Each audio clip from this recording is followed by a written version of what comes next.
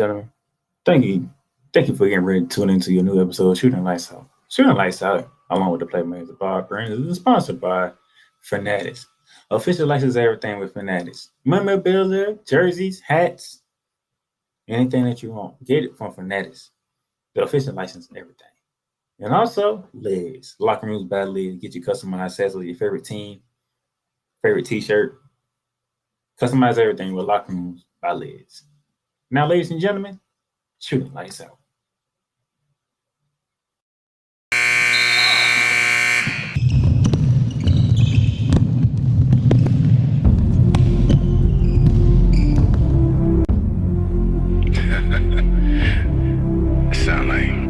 Sound like some Viking music, don't it? Yeah, gotta get it out the mud, that's the only way to win. Who am I to point the finger like I never ever seen? Been through the ups and downs like the letter N. They don't let you through the door, better kick that again. Cause that's the only way to win. That's the only way to go. Gotta get it out the mud, gotta get it out the flow. Cause that's the only way to go, let's go. Shooting Lights Out.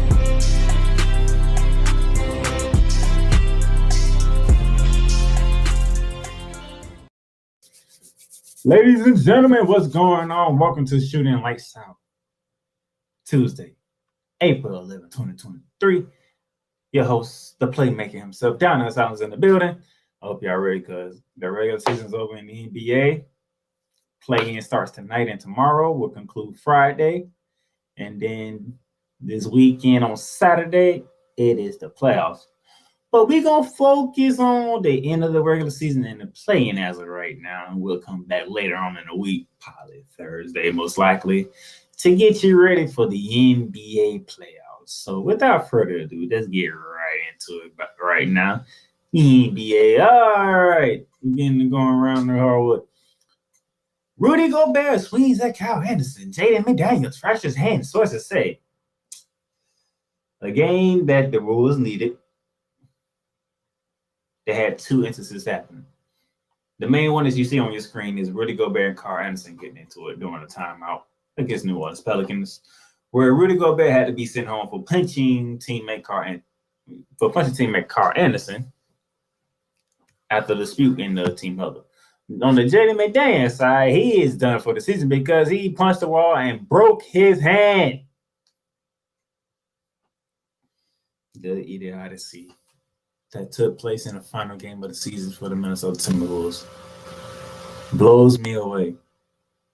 Kyle Anderson used some words that probably ignited what happened with Rudy Gobert, but Jaden McDaniels, you ended your season due to a broken hand because you punched the wall. You punched the wall and broke your hand. Like, why? Now, I did go on social media and went off on Rudy Gobert for that, but now that I had days to think about it, because this happened Sunday, it is now Tuesday, I had 48 hours to think about it.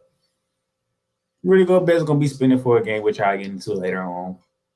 And it should be all right. Plus, after all, you idiots in Minnesota gave up a lot. 5 players and 4 draft picks to get Rudy Gobert to begin with, which is the reason why you stuck with the country that you have with Rudy Gobert. You nimwits in the Twin City. Nevertheless, it is a shame that this happened, but I'll come back to the results of this game later. Luka Doncic's own commitment to Mavs. Coach, I'm happy here. Disappointing season for the Dallas Mavericks as they did not make the playoffs nor the play-in. Thus, their season ended when they shut down Kyrie Irving and a host of other players during their final 2 games of the season. Very pitiful. Very, very pitiful that this happened. But Luka Doncic said he's committed to the team, which most stars say that to begin with. But we'll see when the offseason really starts for the Dallas Mavericks and what transpires between their star player, Luka Doncic, and the Mavs organization. The Dallas Mavericks finished the regular season 38-44. They went 2-8 in their last 10 games to miss the play-in by 2 games. Nevertheless, check out the article that Alex the Bearman Texas put up on our website talking about the Dallas Mavericks and their future after this disappointing season. It is up on our website. Out as Pistons coach, Dwayne Casey moves to the front office. Dwayne Casey decided to no longer coach in the NBA, but he was going to move into the front office for the Detroit Pistons. Very interesting move here. Of that. Dwayne Casey announced Sunday that he will step down as coach of the Detroit Pistons and move to a front office role. Following the 103-81 loss to the Chicago Bulls in Detroit season finale, Casey walked away after the Pistons stumbled through a 17-65 season. This is what Dwayne Casey says. Tom is giving me the opportunity to move into the front office, referring to owner Tom Groves, saying, I am excited to go into the next phase of my life. Time to spend more time with my family. This team is on the right track. They probably need to hear a new voice. This is my decision. At 65 years old, Dwayne Casey coached the Pistons from 2018 to now, so he's talking about 5 seasons. The team went 121 and 263 in those 5 seasons with a win percentage of 31.5. Only won 31% of their games under Dwayne Casey. They made one playoff series and they were swept in the first round. I say that was back in 2018, 2019. But they do have a young team. They do have a young core, and I'm looking forward to seeing what they do in the upcoming draft to pair with, Jaden Ivey and company for the Detroit Pistons. They ain't the only coaches news that we have because Steven Silas won't return as coach of the Houston Rockets. The Houston Rockets announced that Steve Silas is out as head coach after 1 year. No, after 3 years with the team. The Houston Rockets are declining to pick up the 4th-year option of Coach Steven Silas' contract, ending his 3-year run, leading the franchise rebuild. The team announced on Monday, which is yesterday. News came shortly after the Rockets beat the Wizards in the regular season finale, the team's 4th win in its last 5 games. GM Raphael Stone released a statement saying, on behalf of the Fatilla family and the entire Rockets organization, I would like to thank Steven for his contribution to the team and the Rockets community over the past 3 seasons. I have great respect for Steven both as a person and as a basketball mind. His character, leadership, and positivity have been invaluable during this stage of our growth.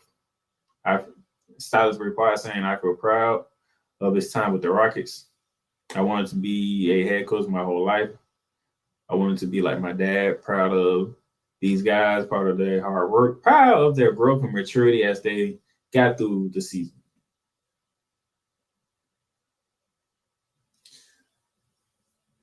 Silas at age 49 took over a Rockets team that quickly pivoted into a rebuilding phase after trading franchise star James Harden. During Silas' first season as coach, the team finished 22-60 this season and were 59-117 overall during the 3 seasons Silas had coached them. It was a very difficult season for Silas. A very difficult season, and nonetheless, a season where a lot of people ain't too happy about this move because you didn't give the man the amount of opportunity to do a rebuilding job. You can't rebuild a franchise after losing star players left and right in 1 year, not even 2 years.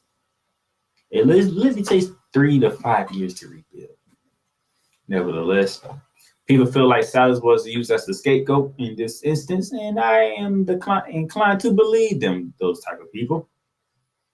That Silas was dealt a very unfavorable hand, and he did the best he could with that unfavorable hand. And yet again, another sports franchise in the city of Houston that are doing stupid stuff when it comes to coaches of their organizations. I'll leave it right there. Udonis Haslem scores 24 as Heat celebrate farewell game. The OG of the Miami Heat, Udonis Haslem, dropped 24 points against my Orlando Magic. As you can see, 123-110 was the final score in the season finale down in South Beach. Great to see the OG get some more playing time for the final time as a Heat player. Udonis Haslem was part of the team that won championships with Dwayne Wade. He was part of all 3 championships of the Miami Heat. Dwayne Wade, when they had Shaq and them, and then when LeBron came over with Chris Bosh and that team. So he was a champion. He's a leader. It was great to see him go out and have fun one last time for the Miami Heat before he calls it a career. So now going forward, the Heat will get ready for a playing game, which I will get into for tonight. Good job. Udonis Haslem, very great career. Standing OG, we respect you. We appreciate you. And hopefully we might see you in the Hall of Fame. All right. Now, this is the final standings of the regular season. This is the East, as we all know. The Kings of the East are the Milwaukee Bucks with a 58-24 record. Behind them, it is the Boston Celtics at 57-25. Third is Philly, 54-28. The Cleveland Cavaliers, surprisingly, won 51 games this year to 31 losses. They will see the Knicks in the 4-5 matchup. New York Knicks won 47 games, and finishing out the top 6 is the Brooklyn Nets at 45-37. Your playing features Miami, Atlanta, Toronto, Chicago, respectively. Atlanta held the tiebreaker of the Toronto Raptors. That's why they're the 8th seed, and Toronto's the 9th seed. The Bulls squeaking, winning 40 games this year, and Miami, the 7th seed, with 44 wins. That is the East. On the West side, the number 1 team in the West, it is the Denver Nuggets, winning 53 games this season. Second is the Memphis Grizzlies at 51-31. Third place is the surprising Sacramento Kings, winning 48 games this year. Phoenix is the 4th seed at 45-37. They'll be meeting the Clippers in the first round of the playoffs as they won 44 games, holding the tiebreaker over the Golden State Warriors, who also won 44 games. And then your playing spots are the Los Angeles Lakers, the Minnesota Timberwolves, the New Orleans Pelicans, and the Oklahoma City Thunder, with Oklahoma City winning 40 games.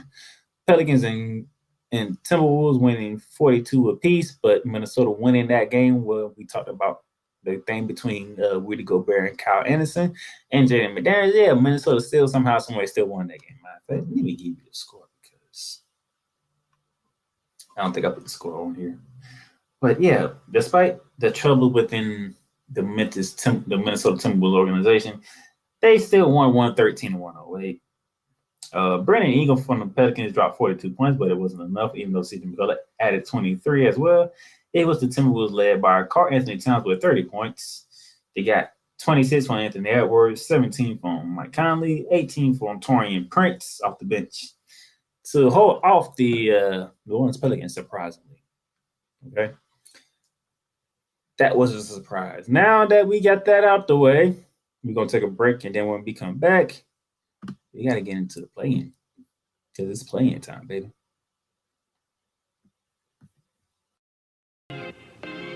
The Playmakers blog is proudly to announce that it is sponsored by Fanatics. Fanatics, where you can get all your official licensed sports gear, memorabilia, whether it's for the National Football League, the National Basketball Association, Major League Baseball, National Hockey League, or even International Soccer League, or even college sports. So rep your team, rep the hardware, get comfortable, because Fanatics is the way to go, where sports fans shop and official license everything. And welcome back to Shooting Lights Out. As you can see on your screen here, the NBA playoffs begins Saturday, April 15th. You got the play-in tournament in the West, Oklahoma City versus New Orleans, the Lakers versus Minnesota in the West. In the East, the Toronto Raptors versus Chicago Bulls, the Miami Heat versus the Atlanta Hawks in the play-in spot for the battle of the 7th and the 8th seed to determine the final 16 teams to have postseason play. But before we can get to Saturday, we got to talk play-in first, and let's begin in the East, where we have the Miami Heat hosting the Atlanta Hawks on tonight at 7 p.m. on TNT. And then tomorrow you'll see the Toronto Raptors hosting the Chicago Bulls at 7 p.m. on ESPN. Beginning with the Miami Heat and the Atlanta Hawks, ladies and gentlemen, we have Trae Young, Javonte Murray leading the Hawks against Jimmy Butler and the Miami Heat. This is the first playing game.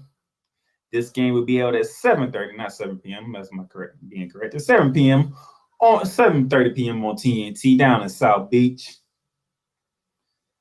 As I look at it here, we have the Miami Heat as a 4.5 favorite according to Vegas. ESPN says that the Miami Heat has a 56.4% chance of winning this game, but the Atlanta Hawks to clinch the 7th seed. By the way, the winner of this game will see the Boston Celtics in the first round of the playoffs. That's something to look at too. Nevertheless, we're talking about Heats and Hawks.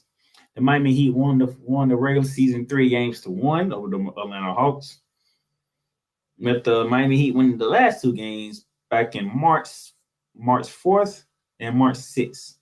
Both games were in Miami.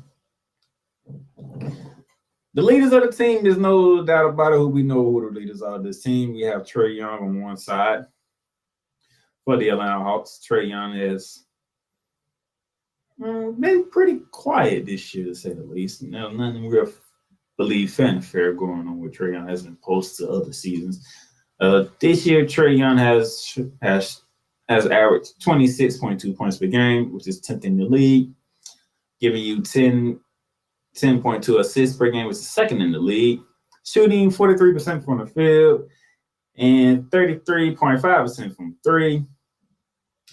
Like I said, it's been kind of a down year for Trae Young this year, and not the typical numbers that I'm used to hearing when it comes to Trae Young. Wondering what's going on with Trae Young and see what's going on. This is pretty much his 3rd lowest scoring percentage in his career, dating back to his rookie year when he only averaged 19 points per game, and then his 3rd year when he averaged 25. Definitely down from last year when he was scoring 28.4 points a game. His assists went up a bit from 9.7 to 10.2. His shooting percentage has dipped though. Last year he was shooting 46%. He's shooting 43%. From 3-point range, he was shooting 38.2% from 3. He's only shooting 33.5% from 3. It's been a down year for Trae Young. It's been pretty much a down year. Now, you could say it could be the coaching change because they did get rid of Nate McMillan and they brought in Quinn Snyder. Quinn Snyder's only been there for like 20-something odd games. So that could be a problem. Another one could be that he has a running mate this time in Javonte Murray, who they traded for this offseason from the San Antonio Spurs. During his first year with the Atlanta Hawks, he's scoring 20.5 points per game, giving you 5.3 rebounds a game, along with 6.1 assists per game, while shooting 46.5% from the field and 34.4% from 3 during his first year with the Atlanta Hawks. So could be the reason why Trae Young's not shooting the ball as much or not having a high percentage of shooting that he usually has. That could be something to do with it. But nevertheless, the Atlanta Hawks, they are in the play-in, and they do have a shot at winning the 7th seed of the Miami Heat to get to the Boston Celtics, which I don't believe is going to happen because I got Miami in this one. It's been a down year for Miami, to say the least. Let's call it what it is. But usually Miami's not even talked about that much regardless of what kind of year they're having. But Miami, they have 3 guys that are averaging 20 or more points per game, starting with this main man of South Beach. That would be Jimmy Butler with 22.9 points per game. Pretty much he's scoring 23 points per game. You got Bam Adebayo scoring 20.5 points per game. And then you have Tyler Hero at 20 per game. Bam is almost giving you a double-double with 9.2 rebounds a game. Jimmy Butler's averaging 6 rebounds a game and 5 assists a game. Tyler Hero's giving you 5 rebounds a game and 4 assists a game. So the West is being spread. They also have 3 other guys who scores double digits a game with Mark Struth at 11.5, Kyle Lowry at 11, and Victor Oladipo with basically at 11.5. So even though it's been a down year for the Miami Heat, they are still doing their thing. And nevertheless, they are still one of the. They still won. Let me see. Defensively, they one of the most defensive teams in the league. They only give up 110 points per game, which is the second best in the East behind the Cleveland Cavaliers, who only give up 107 points a game to their opponents. So that defensive prowess is still there for the Miami Heat. So you have to contend the fact that you have to score. You have to be able to score points against the Miami Heat, or Miami Heat will run away with it. As the Miami Heat average 109, about 110 points a game themselves. Hawks are averaging 118 points a game, but they give up 118 points per game. So we could see a high scoring affair tonight to begin the play-in tournament between the Hawks and the Heat. But as I said earlier, I like the Miami Heat. I'm taking the home team in this one. I'm taking the Heat to handle business and do what they need to do to move on and face the Boston Celtics in the first round of the NBA playoffs. That is at 7:30 on TNT. Your doubleheader is at 10 p.m. Well, tomorrow the East will begin in up north, should I say, in Canada, good old Canada, because we have the Toronto Raptors hosting the Chicago Bulls.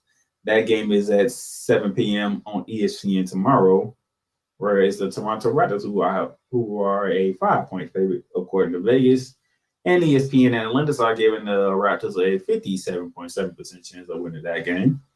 You have the likes of DeMar DeRozan and Zach LaVine heading up north to face off against Pascal Siakam. Doubtful, very, very bleak, a doubtful OG Anunoby in the rest, but I have a feeling they might play. I don't think they're going to miss this game because you win, you move on to Friday. You lose, you're eliminated from playoff contention. That's pretty much what this game is. This is an elimination game from postseason contention between the Bulls and the Raptors in the 9-10 spot in the East. As I mentioned earlier, Zach LaVine, DeMar DeRozan is the leaders of the Chicago Bulls. You have Zach LaVine averaging almost 25 points a game with 4.5 rebounds a game, 4.2 assists per game. DeMar DeRozan, 24.5 points per game with 4.6 rebounds a game and 5 assists per game. They are the leaders. You still have Nikola Vucevic as the big man, giving you 17.6 points per game with 11 rebounds a game. You have a double-double right there. But will that be enough to get past a Toronto Raptors team here that has been up and down, to say the least? And that has been up and down, to say the least. But when they're at home, they know how to win. Both teams are 6-4 in their last 10 games coming in, so both teams are feeling good about how they've been playing so far. But when it comes down to Pascal Siakam, the man is averaging 24 points per game, about 8 rebounds a game, and 6 assists a game. Van Vliet giving you 19 a game, along with 7 assists a game. You got Gary Trent Jr. giving you 17 a game. OG Anunoby at 16, Scotty Barnes at 15, Jakob Poeltl at 13 a game with 9 boards a game. This team is loaded. Otto Porter Jr., Mike Flynn. This is a loaded team over here in Toronto, and I don't think the Bulls have enough firepower. I don't think they have enough depth. Because once you get past that, LaVine, DeMar DeRozan, and Vucevic, where does Kobe Wright fit in? Where does Patrick Williams fit in?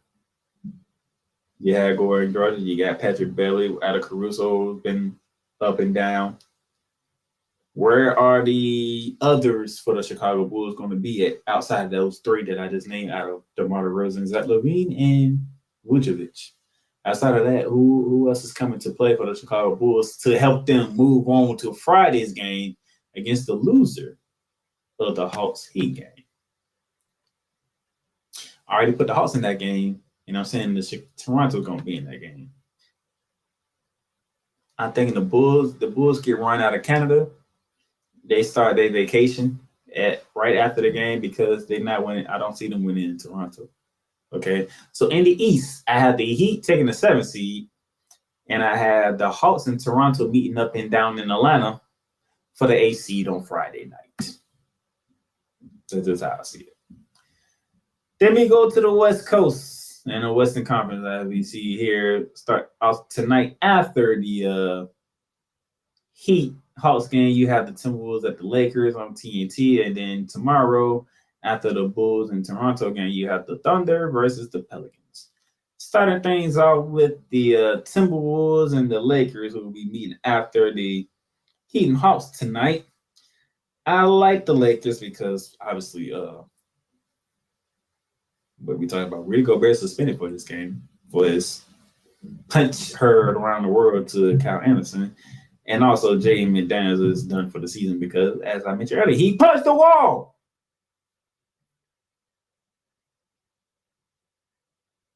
Vegas says 8.5 Lakers. ESPN Analytica says 87% Lakers.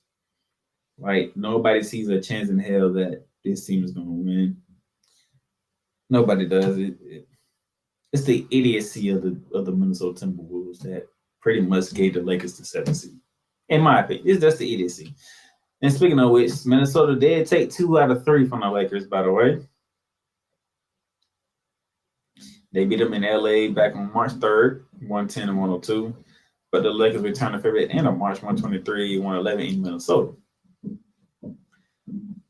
So even though I'm saying all this, and I'm saying the idiocy of the Timberwolves is the reason why the Lakers are going to win, they still got Anthony Edwards and Carl Anthony Towns is back, to say the least. Despite Carl Anthony Towns only playing 29 games this year, he did give the Timberwolves 21 points a game with 8 rebounds a game and 5 assists a game. Anthony Edwards has been holding it down from start to finish, 25 points per game, 6 rebounds a game, and 4 assists a game. But they're going to need help. Can Mike Conley do what D'Angelo Russell is doing for the Lakers? Is Naz Reid available? What would Kyle Anderson do now after what him and Rudy Gobert have been through? Well, how would Taurean Prince play in this game? Okay. Austin Rivers, when the last time we seen him on the court playing games? Brett Ford was a star for the Milwaukee Bucks, but now he barely plays. So what's going to happen to the Minnesota Timberwolves, because you're going against the Lakers team? A Lakers team who has been on a roll since the trade deadline, getting D'Angelo Russell, Mikal Beasley, Jared Vanderbilt, to go along with LeBron James, Anthony Davis, Alex Caruth. Austin Reeves has been playing better. This Lakers team has been on a mission. This Lakers team, which y'all know I'm a big Laker hater and I hate doing this. They are 82 in their last 10. They have been rolling. Okay? They have been rolling. They finished the season 4 games above 500. I said this and I meant it. Come back to me when the Lakers are above 500. They're above 500. They are in the play-in. And it looks like they are going to beat Minnesota to get the Memphis Grizzlies in the first round of the playoffs, which doesn't bode well for me because I picked Memphis to get to the Western Conference Finals.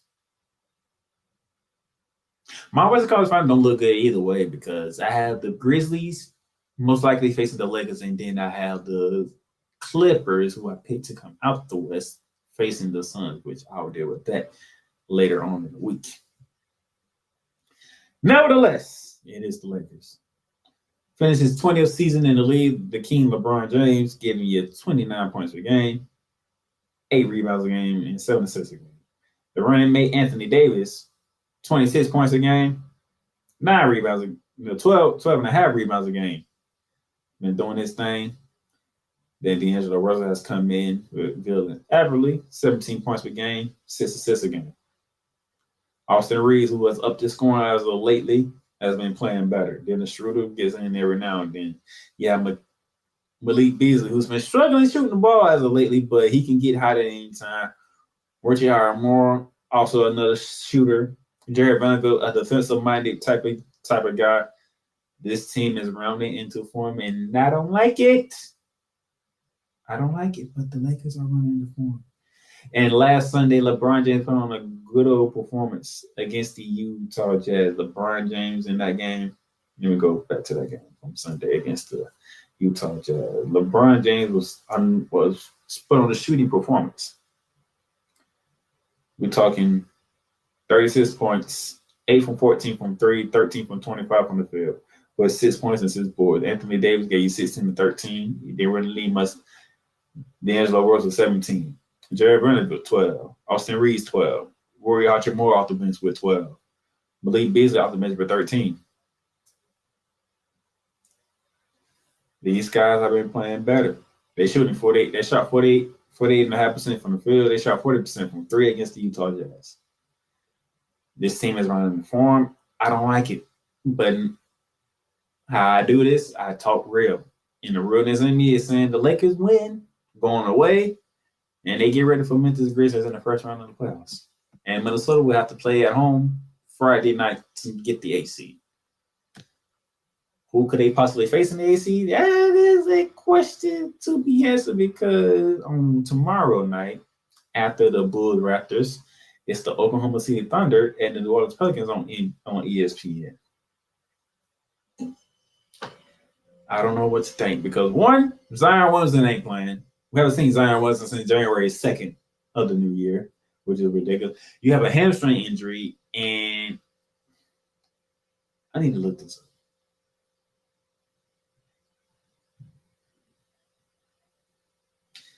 Because I need to know, on average, what's the recovery time for a hamstring injury? Mild to moderate grade 1 or grade 2 tears or strains can heal within 3 to 8 weeks with diligent home therapy. This is typical hamstring injury.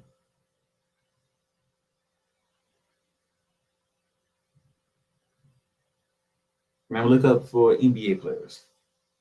Hamstrings in the NBA generally result in a 10 to 14 day absence if it's mild, while minor strains often take around 3 to 6 weeks. Severe strains are where things get tricky as they are closer to a rupture and can take months to heal. The reason why I'm looking at this is because Zion Williamson won't be playing. We haven't seen Zion Williamson since January 2nd.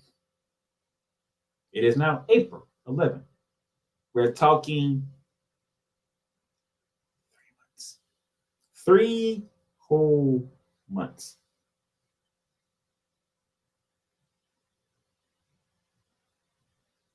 Okay. Zion Williamson injured his hamstring January 2nd against the 76ers. In the immediate aftermath, the team announced that he could miss multiple weeks, but they did not specify a timeline. The only information provided that he will be evaluated after 3 weeks.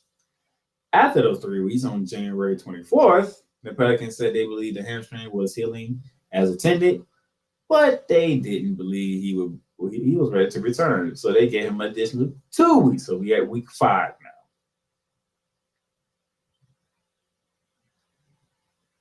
And after that 2 weeks, they say he'll be ready by 1 more week into where we are headed now. This brings us to the current status. Pelicans Executive Vice President of Basketball David Griffin said on February 2nd that Wilson aggravated his right hamstring and will be sidelined for several more weeks. Before this, Wilson had advanced through his rehab to 3-on-3 work, which is generally considered the first big step towards return. It's assumed that he aggravated the hamstring doing this work, causing a setback. With Wilson slated to miss additional time, let's take a look at the injury itself and why it is so difficult to deal with, as well as learning injury history. Hamstrings are generally in the NBA result in 10 to 14 day absence if mild, while moderate often can take 3 to 6 weeks. Serious strains are where things get tricky as they are close to a rupture in the muscle and can take up to months to heal.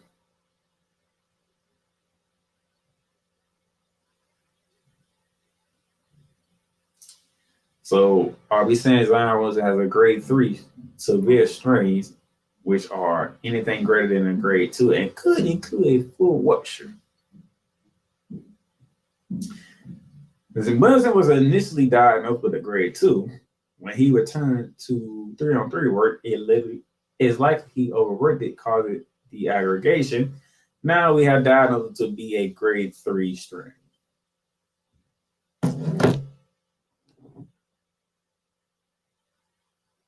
This is why the New Orleans Pelicans will never reach their potential, because their star player, Zion Williamson, is never healthy enough. When he was healthy, they didn't have Brandon Ingram. And without Brandon Ingram, Zion Williamson had the Pelicans in the top 3 slot in the West. But when Brandon Ingram comes back, Zion Williamson goes down. Not only does Zion Williamson goes down, he re-aggravates the injury during rehab. Which is why we at the point where Zion Williamson can't even play in the play-in. And who knows if the Pelicans can survive and make the AC against the Denver Nuggets, that he will be ready for that game and that series. So now that I got my Zion Williamson out the way, back to the Thunder and the Pelicans. ESPN analysts are giving the Pelicans a 6-3% chance of winning this game over the Oklahoma City Thunder. Vegas is giving the Pelicans 5.5 as the home favorite. It's pretty much Shai Gilgeous-Alexander leading one of the youngest teams in the NBA against Brandon Ingram and CJ McCollum and the Pelicans. See, SGA, Shai Gilgeous-Alexander, has been crazy, man. Scoring 31.5 points per game with 5 rebounds and 5 assists a game. He's leading the youngest team in the league because the next closest person to him is Josh Giddey, who is only scoring 17 points per game. That's a whole 17-point difference between Shai Gilgeous-Alexander and the second best player on the team. That's how much Shai Gilgeous-Alexander means to the Oklahoma City Thunder, because without him, they would not be in the play-in. Matter of fact, they'll be in the bottom tier of teams with the Houston Rockets, the Detroit Pistons, and that group there. That's how much Shai Gilgeous-Alexander means to them. But they have a tall test because we're talking Brandon Ingram scoring 25 points per game with 5 rebounds and 6 assists a game. CJ McCollum scoring 21 points per game to go along with 6 assists and 4 rebounds a game. Then you have Trey Murphy, who's giving you 14.5. You have the big man in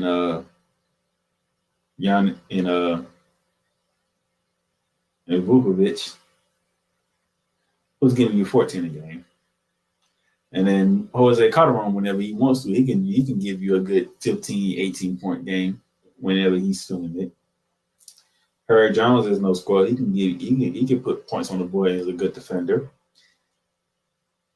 The Pelicans made it tough on themselves, but they'll get past Oklahoma City, which leads me to the rematch that took place on Sunday between the Minnesota Timberwolves and the New Orleans Pelicans Friday night for the AC. Okay, so that's the recap real quick. I have let me go back so you understand what I'm doing. So this is the East right here. I have the Heat beating the Hawks, sending the Heat into the first round match with the Boston Celtics as the 7th seed, and making Atlanta play a home game on Friday against the Toronto Raptors, because I feel the Toronto Raptors are going to send the Bulls on packing for the season. And then in the West, I have the Lakers taking down the Timberwolves tonight, sending the Lakers to the 7th seed and facing Memphis Grizzlies in the first round of playoffs, while the Timberwolves will host the New Orleans Pelicans on Friday night for the AC and a date with the Denver Nuggets, okay?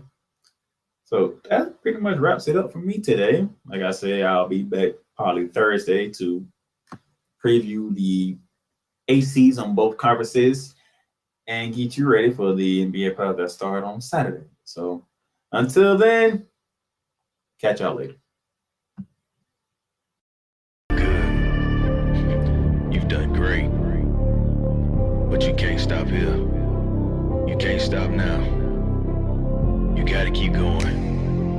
Through all your trials and your tribulations, you gotta keep pushing. Now, finish your canvas. Yeah. Gotta get it out the mud, that's the only way to win. Who am I to point the finger like I never ever seen? Been through the ups and downs like the letter N. They don't let you through the door, better kick that again. Cause that's the only way to win. That's the only way to go. Gotta get it out the mud. Gotta get it out the floor. Cause that's the only way to go. Let's go. Thank you for tuning in to today's episode. If you want to follow the podcast, you can follow it on all streaming platforms, including Apple Podcasts, Google Podcasts, Spotify, Stitcher, and a whole lot more. This has been Shooting the Lights Out. Masterpiece.